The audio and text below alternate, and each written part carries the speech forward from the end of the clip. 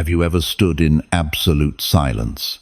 Not the quiet of a library or the hush of a forest at midnight, but a silence so profound, so heavy, that you can hear the blood pulsing in your veins, the whisper of thoughts you try to bury.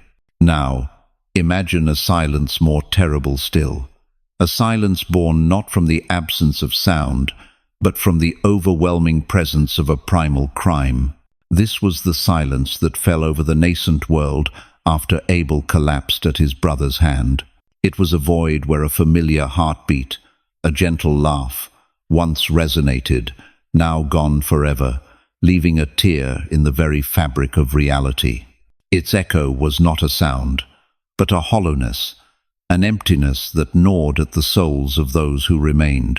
The story of Cain and Abel is often told as a simple family tragedy, a straightforward morality tale about jealousy, but that is merely the outer layer of a mystery far deeper. The true enigma lies not in the act committed in that blood-soaked field, but in the choice made afterward, in the heart and mind of a single woman. For millennia, we have asked a practical question: who did Cain marry? That question, while logical, misses the heart of the human drama. It seeks a name for a family tree, rather than an explanation for an impossible choice. The correct question, the one that forces us to confront the complexities of our own nature, must be: what woman, in full possession of her senses and emotions, would dare to look into the eyes of the man who stained the earth with his brother's blood and say, "I do"? This woman did not merely marry a man, she married a cursed legacy. She did not merely build a family, she, alongside her husband, laid the foundation for one half of humanity's future, a future of ambition, of secular creation, and of spiritual alienation. Her story has been erased by the tides of history, her name a mere footnote in forgotten texts. Yet the echo of her choice continues to shape our world today. It resounds in every skyscraper, in every piece of music composed, in every sword ever forged. Join us as we pull back the veil of mystery, not to find a name, but to understand the soul who dared to love a monster, or perhaps who saw a king hidden behind the mark of an exile. We will delve into the psychology of that choice, a decision that split the river of human history into two great streams. One flowed toward the light of faith, the other churned in the shadows of human ambition. This journey will challenge everything you thought you knew about sin and redemption, about love and complicity, and about the true nature of civilization. We will discover that sometimes the most pivotal decisions in history are made not on battlefields or in palaces, but in the tormented silence of a human heart. And in the silence that followed the first death, a choice was made, a choice that changed everything. Before that dreadful silence reigned, the world of the first humans was filled with sound, the laughter of children echoing through the valleys, the voice of Adam explaining the constellations, the sound of Eve humming melodies she remembered from the garden. It was a small, intimate community, a single tribe learning to live on a land that was both bountiful and unforgiving. The book of Genesis, in its 5th chapter, reveals a crucial but often overlooked detail. After he begot Seth, the days of Adam were 800 years, and he had sons and daughters, other daughters. They were not phantoms added to solve a logical puzzle. They were flesh and blood, the women who wove the first social fabric of humankind. Among them was Awan. Apocryphal texts like the Book of Jubilees call her by name, rescuing her from the anonymity of history. Awan grew up in a world of wonders and deep sorrows. She heard her parents speak of a perfect garden where there was no pain or death, and she felt the bottomless nostalgia in their voices. She played alongside her brothers. She saw the gentle nature and pure faith in Abel, who always looked to the sky with reverence as he led his flock. And she also saw the fire in Cain, her eldest brother. It was not the warm fire of the family hearth. It was a different flame, restless and unpredictable, a fire of creation and discontent. Cain did not look to the sky. He looked down at the earth, seeking to subdue it, to force it to yield its fruit according to his will. His eyes always held a question, a demand that no one could answer. Awan, with the intuition of a sister, sensed the storm brewing in his soul. Then the tragedy struck. The news spread not through words, but through a chilling sensation that went bone deep. Abel did not return, and the look in Cain's eyes, when he came back alone, was forever changed. It no longer held a question, but a terrifying answer. The small community had to confront a new reality. Trust, the bedrock of their family, had shattered. Innocence had died with Abel in the field. Now, Awan and her sisters had to look at their eldest brother not as a protector, but as a living warning, a tangible proof that darkness could rise from the very people they loved. When Cain was exiled, he did not vanish into nothingness. He walked east, toward the land of Nod, the land of wandering. But he left behind a vacuum and a schism. The family had to choose. They could drown in grief, or they could seek to heal. And then Seth was born, a new life, a symbol of hope and continuity. He carried Abel's gentle spirit and Adam's resilience. Seth's line became the line that sought reconciliation with God, that sought spiritual healing. But what of Awan? She stood between two worlds. On one side was the relative safety of her family, the path of Seth, the road of slow healing and faith. On the other was the call of the wild, of her outcast brother, who carried within him both the potential for magnificent creation and terrible destruction.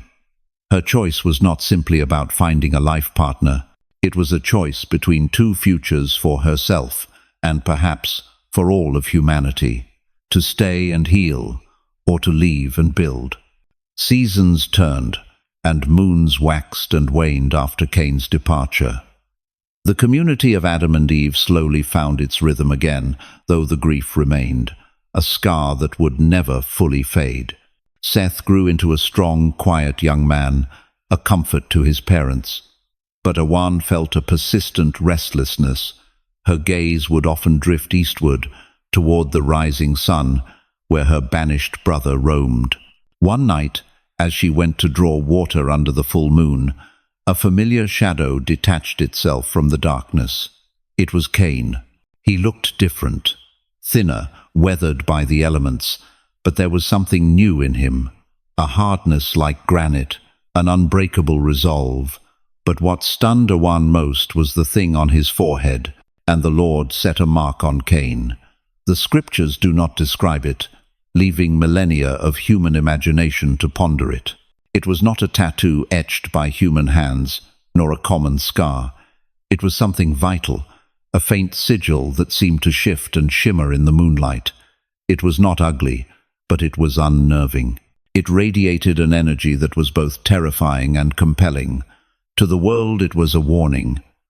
Do not touch him, lest vengeance be taken on you sevenfold. But to Awan, standing face to face with him, the mark held an entirely different meaning.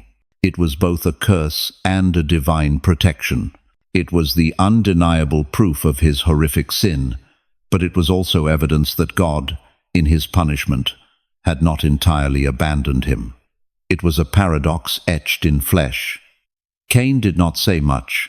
He simply looked at Awan, and in his eyes she saw not remorse, but a proposition, an invitation. "Come with me," he said, his voice a low rasp. "Our parents' world is one of looking back, of regret. I will build a world that looks forward, a world where men decide their own destiny."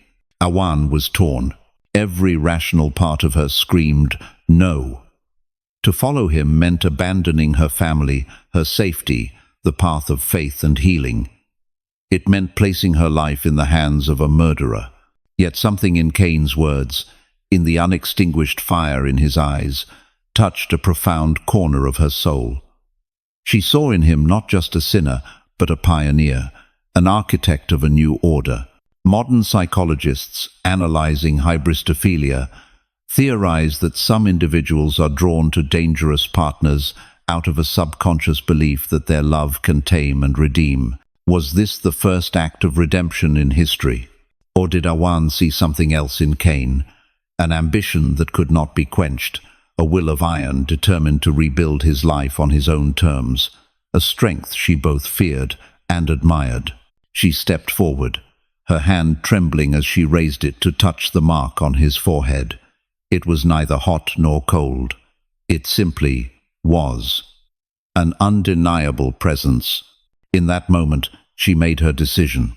By accepting the mark, she was not just accepting Cain's sinful past, she was betting on the future he promised. Their marriage was not consecrated with blessings and celebration, but with a silent pact under the moon, a covenant forged in the shadow of tragedy, binding their fates together and beginning a new, ambitious, and perilous chapter in the story of humanity. Their journey east was a symphony of silence and endurance. Cain did not speak of the past, and Awan did not ask. They simply walked, crossing vast plains, barren hills, and dry riverbeds. Cain's curse was to be a fugitive and a vagabond on the earth. But Awan realized the curse was only true if one accepted it. In Cain's mind, every step was not aimless wandering. It was a search. He was looking for the perfect place, not to hide, but to build. Finally, they came to a great valley, flanked by natural rock walls and cradled by a winding river. The land of Nod. Cain stopped, his eyes scanning the landscape with a precise, calculating gaze. This was not the look of a farmer seeing soil. It was the look of an architect seeing a blank canvas. Here was all he said. And so the work began. The first recorded act of Cain after his marriage was not to plant a crop or hunt an animal, but an act of staggering defiance. He built a city. At first, it was just the two of them.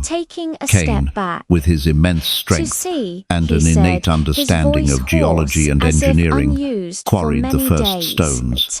Awan, with her dexterity and organizational mind, found sources of water, catalogued edible plants and herbs, and created their first shelter.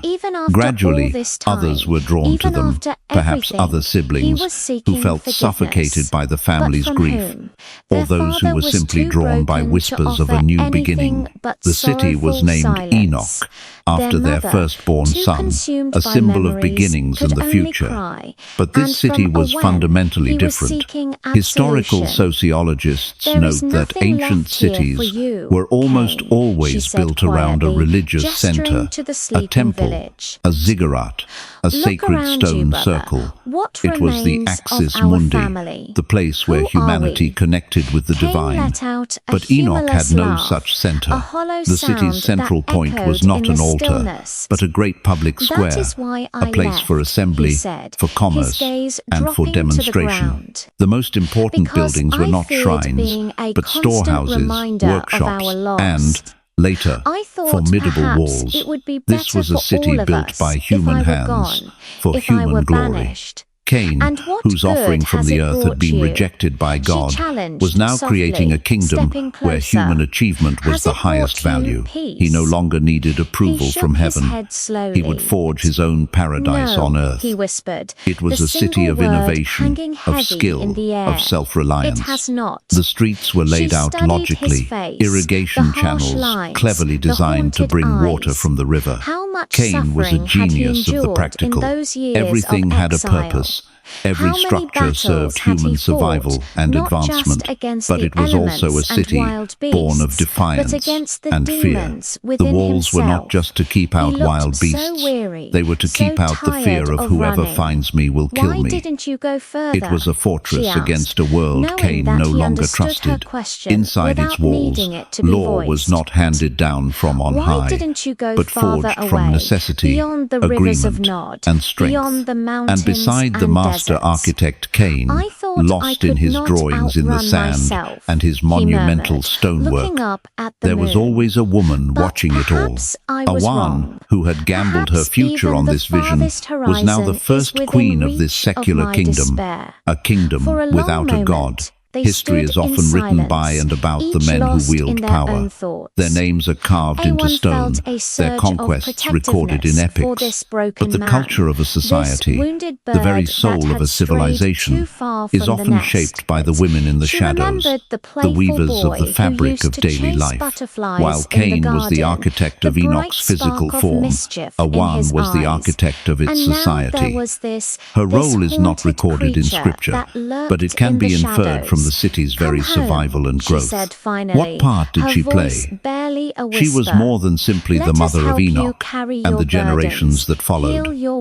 She was the one who turned a collection of refugees and misfits into a community in a city founded by a man who had committed fratricide.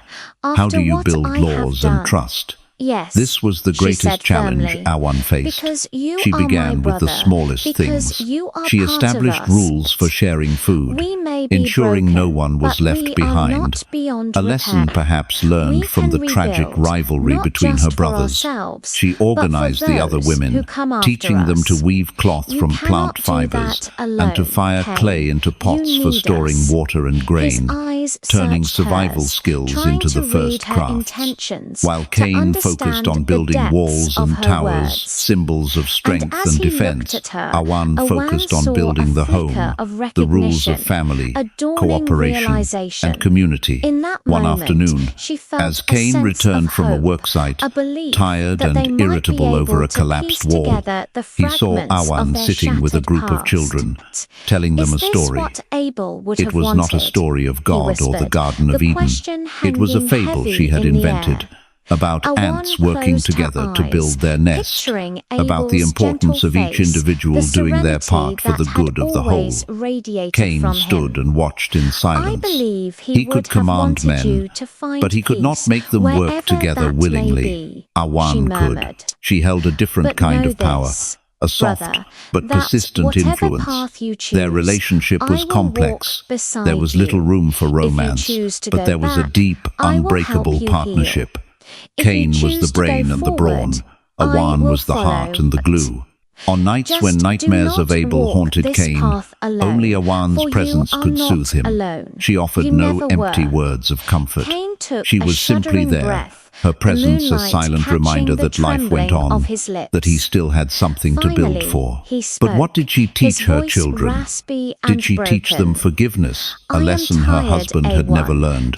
Or, swept up in Cain's ambition and her own pride in the city they had built, did she teach them the importance of strength, cunning, and rising above all others? The lineage of Cain later developed both the arts, music, and technology, metalworking. Where were these seeds sown? Most likely, they came from the union of Cain's tormented ambition and Awan's quiet, powerful nurturing. She taught her son, Enoch, to think strategically. She encouraged her grandson, Jubal, to express his emotions through sound rather than violence. She saw the creative spark in the eyes of Tubal-Cain and gave him strangely colored rocks to experiment with. She was the cultural heart of a city that had no religious soul, a silent queen whose influence was greater than that of its outspoken king. As the city of Enoch grew, it became a magnet for restless and creative souls. The legacy of Cain and Awan was not just stone walls, but a mindset, an approach to the world. That mindset was expressed most powerfully through their descendants, who transformed the city into a cradle of technology and culture. Jubal was the father of those who dwell in tents and have livestock. His brother's name was Jubal. He was the father of all those who play the harp and flute. And Zillah also bore Tubal-Cain, an instructor of every craftsman in bronze and iron. These brief verses in Genesis describe a revolution.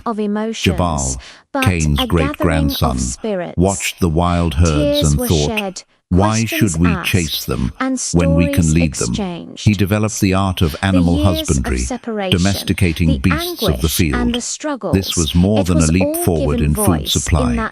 It was a declaration of human dominance over the natural world. a shift Mankind was no occurred. longer just a Adam part of the and Eve, ecosystem, with the it was wisdom becoming born its of their manager. years and their This allowed the trials, population to reached out boom to and their to eldest expand son, beyond the city embracing walls. him, His not brother, just despite Jubal, his past, had a different but because of preoccupation. it. He listened They to the saw wind the whistling through the torment that canyons had and the etched songs of lines birds at onto dawn, his face, and he felt the a yearning to weariness in express his emotions that eyes, words could and not they capture. offered He not stretched dried judgment, gut but strings across a curved understanding. piece of wood, and the Later, first as harp the was sun born. dipped He below blew the across a hollow horizon, reed, painting and the the first sky flute in sang hues out. of orange Music had and arrived. purple. But what A kind of one music found was it? herself alone In Seth's with community, Cain. music The was others likely had used for retired worship, for the night, to connect with the leaving them to Creator. the quiet In Enoch, companionship Jubal's of the music was flickering for fire. entertainment, for storytelling, What will they say? for stirring Cain human asked passions. quietly, It was his art voice for art's echoing sake, the a uncertainty celebration in of his human heart. creativity itself. Awan met his Awan, gaze, now her an old eyes woman, filled with would conviction. smile as she listened They to her understand grandson's more than you melodies. think, They filled a brother, space in she the said city, softly. a silence she They hadn't have known was walked there. through the But the most wilderness till they transformative know innovation what it came means from to Tubal stumble, Cain. to fall, He was and to fascinated by the rise strange again. stones Cain had collected They will on his not judge journeys. you, Cain, He discovered because that they certain have rocks, already when judged heated in an themselves. intensely hot They fire, have would already bleed a faced shining their own liquid that, demons. when cooled, Cain was harder looked than down any at the stone. fire, He had the invented dancing metallurgy. flames reflecting From his in workshop somber came the eyes. first tools of But bronze I am and iron. different, he More whispered. efficient plows, I am marked sharper by knives, what I have stronger done. spearheads. No, Agricultural Awan said, productivity her voice soared. firm. Construction You are became marked by easier. what you are The city of becoming. Enoch became Look a at the technological hands that now powerhouse. hold yours, But every brother. tool has two edges. Do they Awan, see only visiting a killer? Tubal Cain's Or workshop, do they also picked up see a the polished bronze strength plowshare. that can build, It was beautiful the and efficient, creativity but that as can she turned bring it over, forth life? she saw her own distorted Cain reflection lifted in his its surface, head, his and a eyes chill ran down searching her hers. spine. She realized You that with a few believe in small me, changes, Iwan, this he plowshare could murmured. become a sword. She nodded, The technology her gaze grandson had unwavering. created could be used to I build, know you, but it Cain. could also be I have used seen to the destroy with darkness that has unprecedented chased you efficiency. since the day The you were technological born. explosion But in I have Cain's line also revealed seen an the intense light that focus on the flickers within material you. world, However, an effort to fill a faintly, spiritual void choose with to fan tangible that achievements. flame, When not men stopped extinguish looking to it. the heavens, they began Because to the dig world deep into needs the both earth, the warmth seeking of the power hearth from its and the minerals brilliance and of the creating sun. beauty from its And base it is materials. you, Cain, Technology who can became a bring new that form of brilliance salvation, forth. a In way the for quiet humanity of the to seize evening, control of its own surrounded by destiny. the love of his The family, legacy of Cain and Awan felt a was not burden just a city, lift from his but a shoulders. solidified It ideology. was not Man is the forgiveness, measure of all not things, yet. It and was the whisper not of technology, absolution, while full but of promise, it was a also beginning, carried a warning of the fragile power hope mankind that had just maybe, begun to just unlock. maybe, While the he city could of find Enoch his way bustled with the back to clang the of Tubal light. Cain's hammer and the music of Jubal's harp, another story was quietly unfolding in the lands Cain had left behind. It was a story not recorded in monumental architecture or technological inventions, but woven from prayers and passed down through oral tradition. Seth also had a son, and he named him Enosh. At that time, men began to call on the name of the Lord. This was not merely an event, it was a declaration, a conscious choice to walk a different path. The birth of Enosh marked a turning point. The community of Seth, having spent years healing from the trauma of Cain and Abel's tragedy, decided that their future lay not in building a fortress against the world, but in building a bridge to God. To call on the name of the Lord implies more than simple prayer. It suggests organized worship, an acknowledgement of dependence on a higher power, and a search for divine guidance. Picture the contrast between these two worlds. In Enoch, life was measured by what one could create. A successful day was one where a new wall was raised, a new tool forged, a new song composed. Men looked at the works of their hands and felt pride. They were masters of their fate. Their light was the orange glow of the forges, and their sound was the boisterous symphony of progress. Meanwhile, in the community of Seth, life was measured by what one could perceive. A successful day was one where they felt God's presence more clearly, where they understood a little more about their place in the cosmos. They did not build great city walls, for they believed their ultimate protection came from faith. They did not forge metal tools, continuing to farm with simple implements of wood and stone, because they valued harmony with the land over its subjugation. Their light was the gentle silver of the stars in the night sky, and their sound was the quiet of meditation and the chanting of simple hymns. This was one of the most critical divergences in human history, the birth of two worldviews. On one side, the lineage of Cain, pursuing progress, power, and self-reliance. They were the builders, the inventors, the artists. Their legacy was cities and technologies. They represented the doing aspect of human nature. On the other side, the lineage of Seth, pursuing relationship, humility, and connection. They were the sages, the priests, the keepers of faith. Their legacy was spiritual tradition and a moral code. They represented the being aspect of human nature. This was not a simple battle of good versus evil. Both were valuable. The world needs both builders and priests, but at that moment in history, the two paths seemed irreconcilable. Awan, now old and grey, would sometimes stand on Enoch's highest wall at night, looking west, back toward the home she had left. She could feel a different kind of energy from that direction, a peace that her prosperous city lacked. Did she ever regret her choice? Probably not. She was proud of what she and Cain had built, but perhaps, in her quietest moments, she also felt a longing for the path not taken. Her choice had helped start the engine of human progress, but at the same time, it may have steered it away from its spiritual moorings, creating a division that would echo for all time. In modern discussions of the Genesis narrative, we often turn to science to explain the inexplicable. We speak of Adam and Eve having a perfect genome, free of harmful recessive alleles, to explain why early close-kin marriages were biologically viable. It is a reasonable biological explanation, but it risks missing a deeper theological and psychological truth. That perfection was not merely physical. Consider a more profound aspect of that perfection. A perfect genome does not mean a pre-programmed inclination for goodness. On the contrary, it means a platform for a perfect free will, the capacity to choose absolutely between good and evil, unburdened by genetic defects or uncontrollable predispositions. Adam and Eve were not holy robots. They were beings of ultimate choice. Cain and Abel inherited that same genetic potential. They were born of the same parents, raised in the same environment. There was no violence gene in Cain or piety gene in Abel. The difference between them was not in their DNA double helix, but in the chain of choices they made. Cain chose envy over admiration. He chose anger over self-reflection. He chose violence over restraint. Each choice was a step on the path that led to that fateful field. Abel, conversely, chose wholehearted devotion over half-hearted offering, and trust over suspicion. Awan, too, carried within her that same perfect genome, that same infinite capacity to choose. When she stood before the marked Cain, she was not compelled by some genetic magnetism to follow him. She weighed her options. She saw the path of Seth, the safe, socially approved path of faith, and she saw the path of Cain, the dangerous, socially outcast path of ambition. And she chose. The genetic perfection of the first humans was not a guarantee of a utopian society, but a stage for the greatest tragedies and epics. It amplified the consequences of every decision because there were no external factors to blame. Awan's choice to marry Cain reveals that the ghost is not in the genome, but in human volition. Genetics may provide the potential, just as a flawless block of marble can be carved into either a saint or a monster, but it is the hand of the artist, the free will, that determines the final form. The legacy of Cain, therefore, was not a genetic defect passed to his children.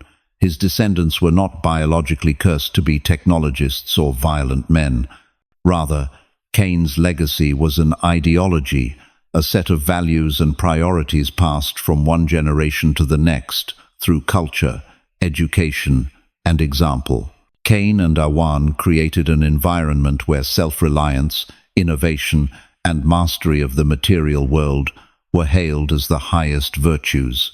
Those values were etched into the minds of their children, shaping their choices. The real ghost was not in their blood, but in the stories they told their children around the fire, in the songs they sang, and in the city walls they admired every day. It was a process in which Awan, as the first mother and queen, played a central role. The division between the lineage of Cain and the lineage of Seth is not an ancient story buried in the dust of history. It is our story, a drama still being played out on the global stage and within the depths of every human heart. We, the heirs of the modern world, are living in a global city of Enoch, a civilization built upon the foundation of Cain's legacy. Look around. We build skyscrapers that pierce the heavens, structures of steel and glass that defy gravity. We invent artificial intelligence, creating minds that can learn and reason faster than our own. We produce art that moves the soul, complex symphonies and spectacular cinematic blockbusters.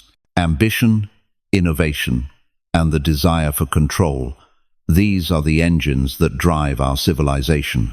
Wall Street, with its relentless pursuit of profit, and Silicon Valley, with its cult of technological disruption, are the modern forges and harps of Enoch. We take pride in our achievements, in our ability to transform the planet to suit our needs. We are the children of Cain, but at the same time, another call, an ancient whisper, still echoes. We also feel the pull of Seth's legacy. Amid the hustle of modern life, we feel a yearning for meaning, for community, for something larger than ourselves. We seek it in quiet moments, in the beauty of a sunset, in a deep connection with a friend. We search for it in churches, temples, and mosques, in yoga studios and meditation halls.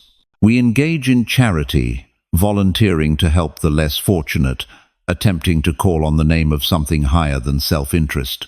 When tragedy strikes, a wave of compassion and solidarity rises, proving that beneath the veneer of individualism, there is still a profound desire to connect. We are the children of Seth. This tension exists in every society. We debate economic growth versus environmental protection. We struggle between investing in military technology and funding social welfare. We celebrate billionaire entrepreneurs, yet we also admire spiritual leaders like the Dalai Lama or Mother Teresa. This conflict is not just macroscopic, it lives within each of us. Every day, we make choices like the one Awan made, albeit on a smaller scale. Will we stay an extra hour at the office to finish a project, building our own city? Or will we go home on time for dinner with our family nurturing connection?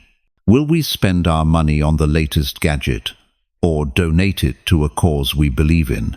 Will we spend the evening scrolling through social media, immersed in the achievements of others?